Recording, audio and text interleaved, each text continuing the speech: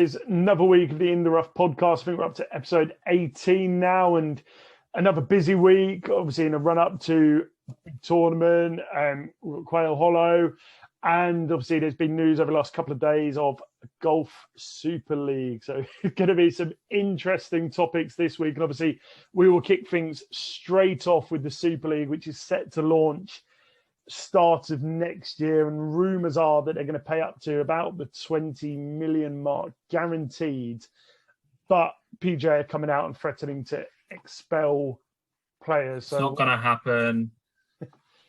Well, it's just not, because they've been talks of a Super League since like 2014. So Rory McIlroy's just had an interview, and yeah, he's had a very good interview. I read up his on that, quote: actually. "People can see it for what it is, which is a money grab. I'm playing this game to try and cement my place in history and my legacy, and to win championships and to win the biggest tournaments in the world." Yeah. So he's not going to be playing in it.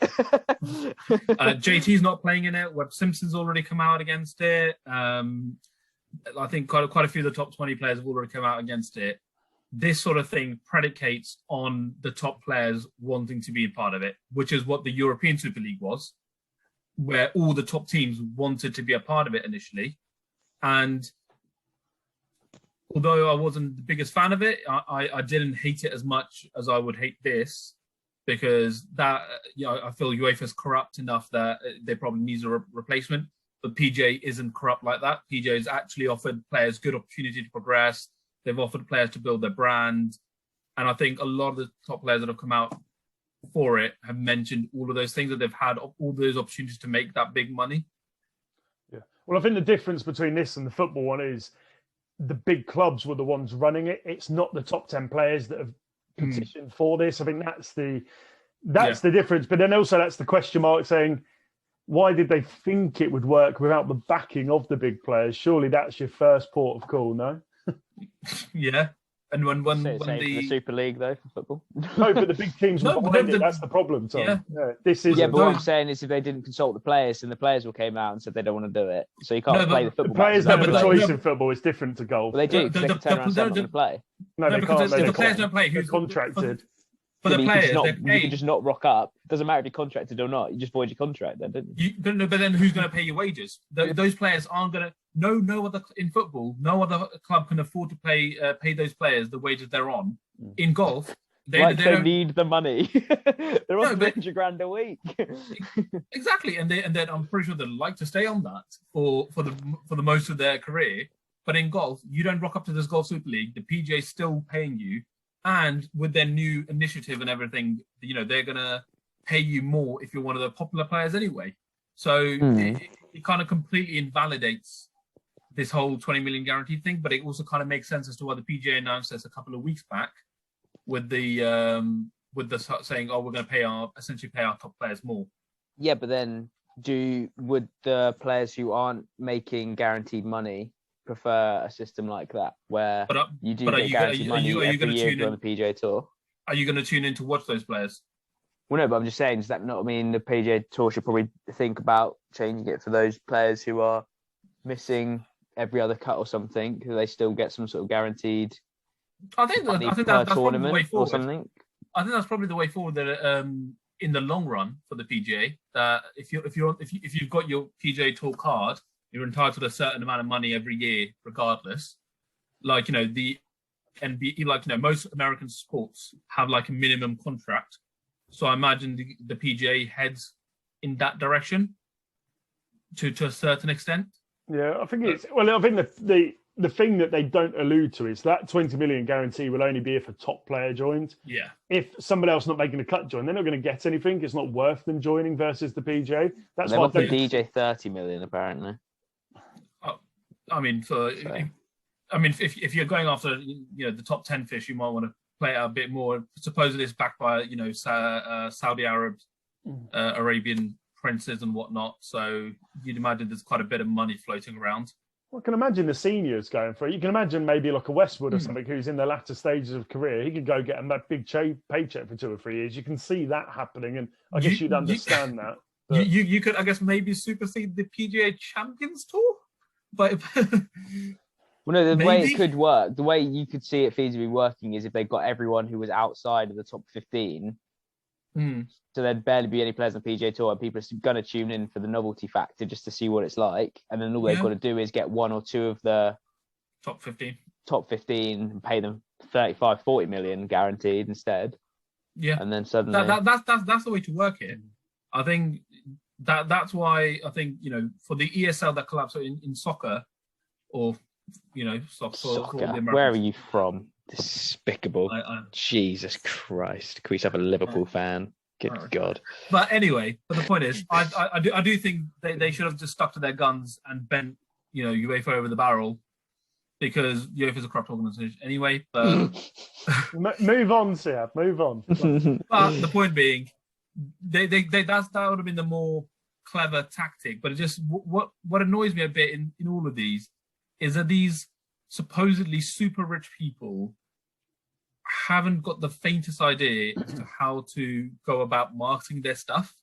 And it's like, you ask anyone, like, Tom's come up with a better idea as to how their league could be viable within what, 5 minutes? But it's all just cash grabs. Yeah, it's just business for them. That's but if it's business, if it's business, you treat it like a business. You think, okay, how are we going to take the business away?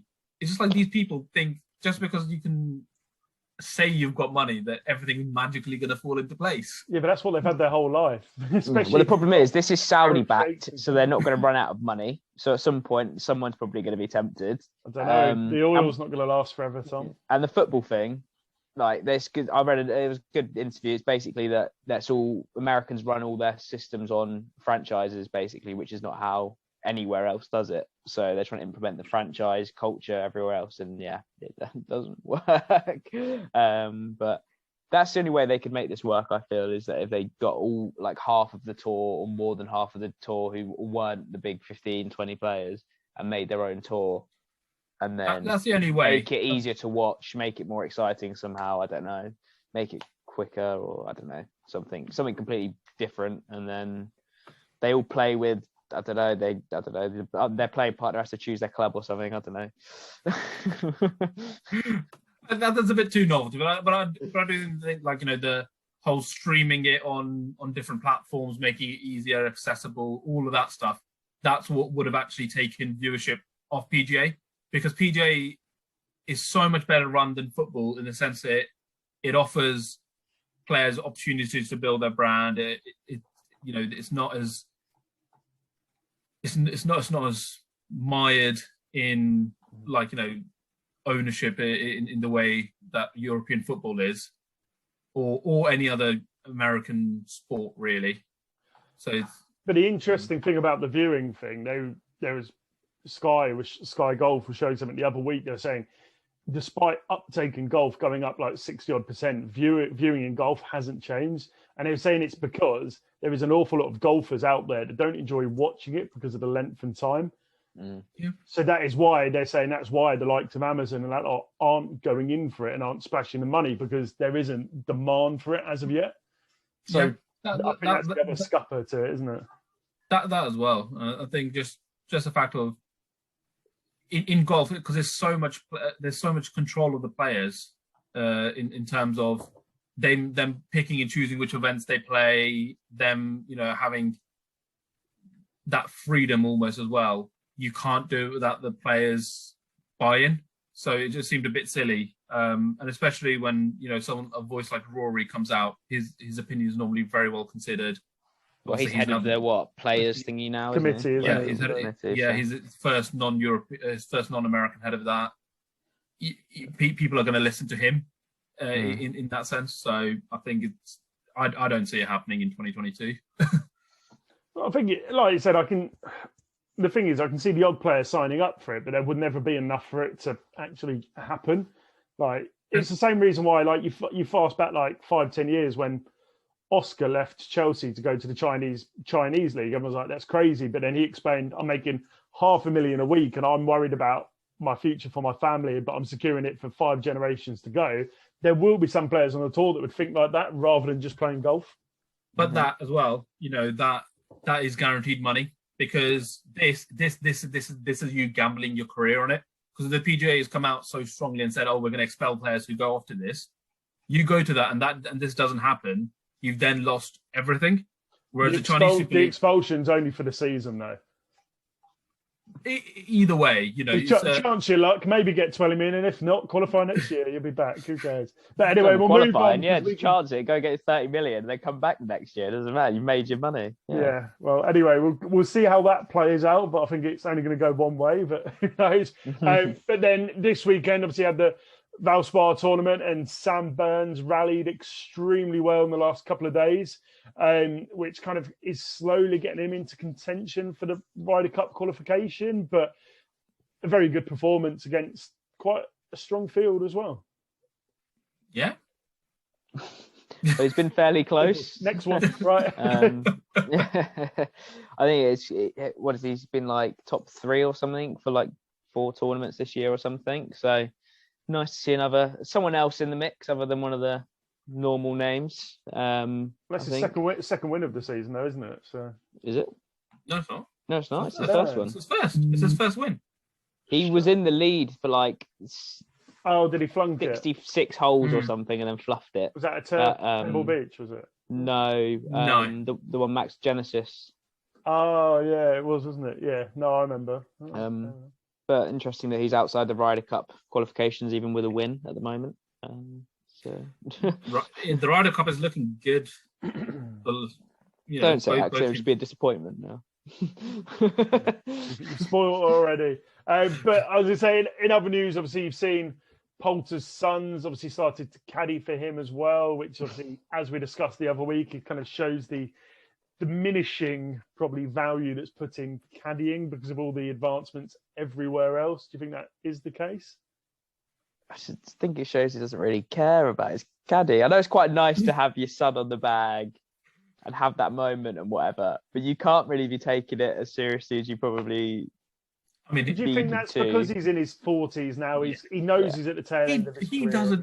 He doesn't care anymore. He's got 4 Ferraris, to be fair. Yeah, he's he's done the major part of his career is well behind him. It's not just behind him; it's well behind him as well.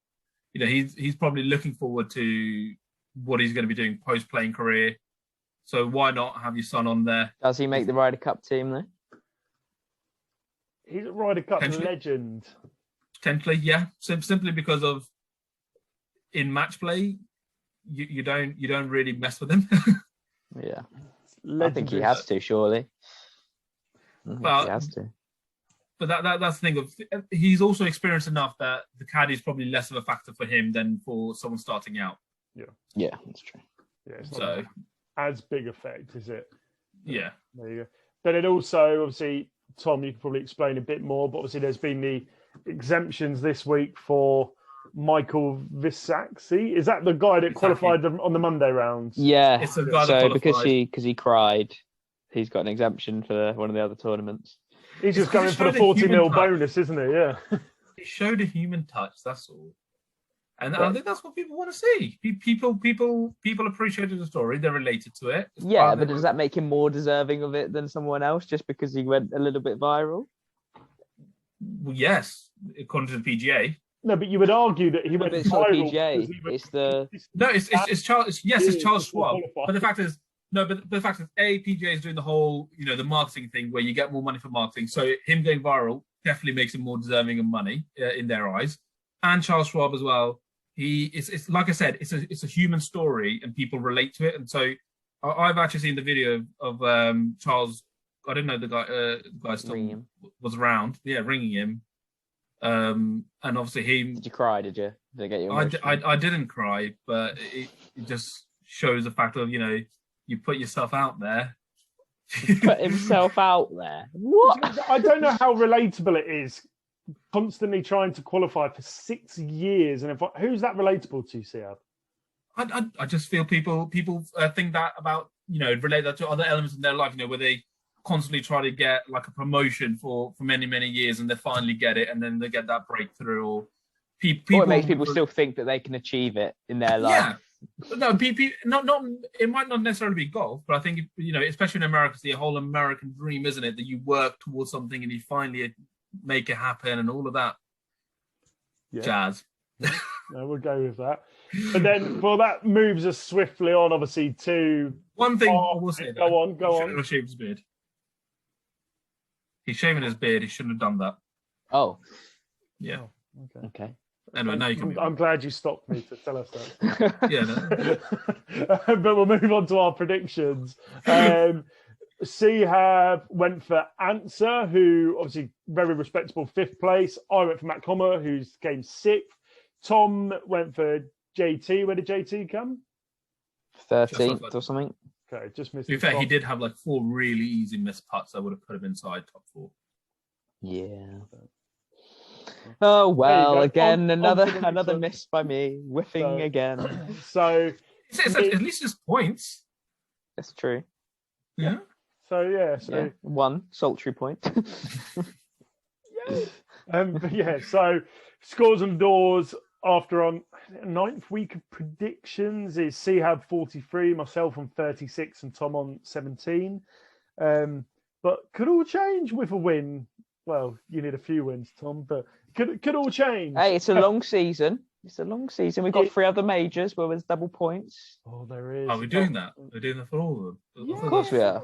And remember, you lose points if Bryson wins a major. We'll go on to that. Yeah. I didn't agree to that. You got outvoted. So. Yeah, but we'll move on to our predictions for obviously the Quail Hollow, obviously coming up this weekend. Obviously, quite a famous course, lots of challenges. It plays into the hands of the longer players as well. I think it's me up first for predictions, and I guess with that in mind, I'm going to go for JT. I shall go for Jonathan Rahm, Okay. Spanish sensation, the bookie's favourite. I am going with my favourite for this one, Victor Hovland. You love Victor Hovland. Yeah. Well, I do. He's very good. He's currently the bookie's favourite as well, so I don't know if he's your favourite. He is also my favourite. He was my backup option if I wasn't first. My backup option would have been actually Rory, but do we think we're going to see improvements this week since he's been off for 3 or however long he's not played? Well, the problem is he can't get worse. So I think as well, he's too good to not have used that time wisely. It just because he would have been away with Pete Cowan, working on his swing, doing what he needs to do. I imagine he's going to come back better. But for me on this one, Victor gives me that mix of long hitting and an iron play, so I like him. Yeah, I think Victor's a very good shout. That was my backup option, so it'll be interesting to see how they do. But there we go. We'll wrap it up for the week because there's other sports on this evening that people are going to shoot off and watch. But remember, guys, like and subscribe, and we'll see you all next week.